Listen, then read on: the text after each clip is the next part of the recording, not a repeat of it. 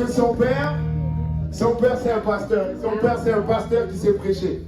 Donc sans plus tarder, si on peut inviter à la chair notre frère Yves.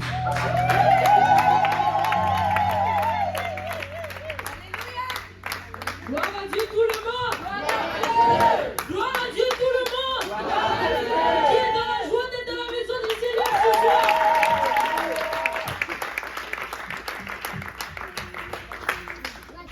Avant de commencer quoi que ce soit, je voudrais d'abord rendre honneur à qui honneur est dû, au Seigneur premièrement. Amen. Et aussi au pasteur Lionel qui est notre pasteur des jeunes. Amen. Et aussi le pasteur Kamzi qui est mon pasteur aussi.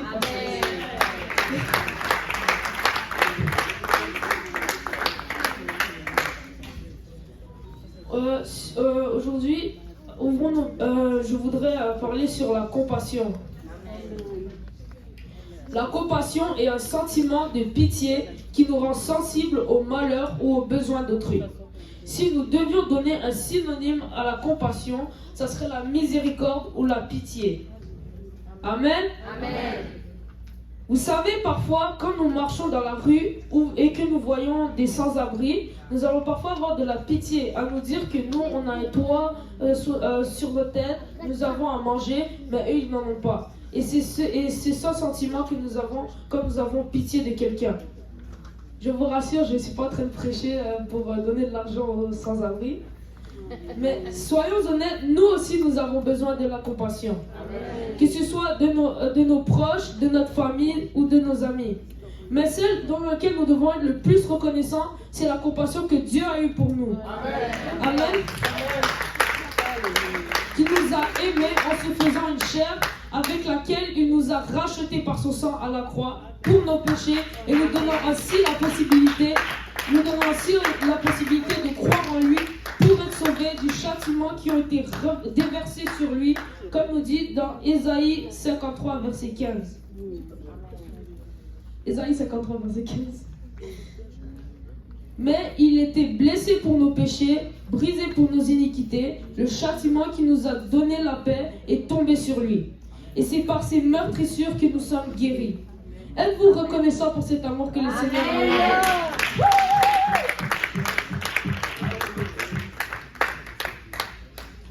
Jean 3, verset 16, que nous connaissons certainement quasiment tous ici, c'est car Dieu a tant aimé le monde qu'il a donné son Fils unique, afin que quiconque croit en lui ne périsse point, mais qu'il ait la vie éternelle.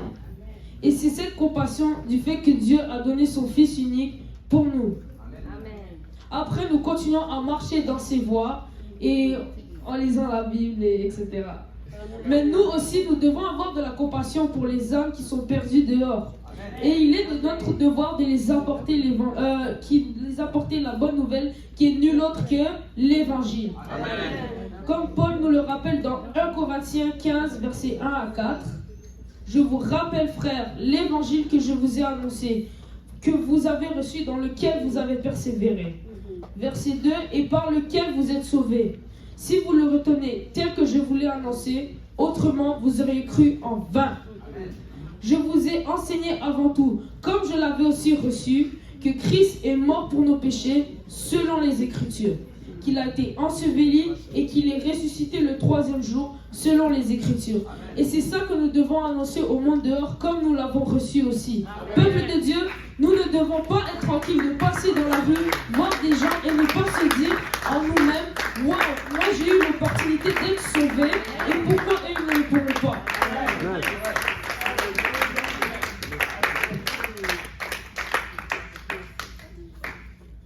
Il faut toujours avoir cette compassion pour les âmes perdues qui sont dehors, qui subissent les conséquences du péché et qui est d'ailleurs tout à fait juste, comme nous le dit dans Romains 20.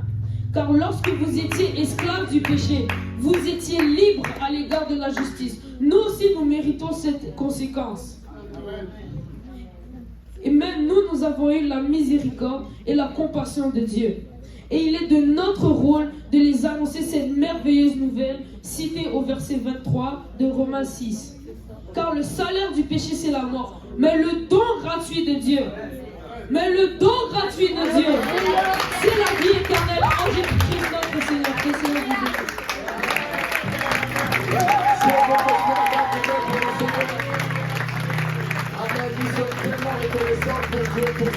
compassion envers nous.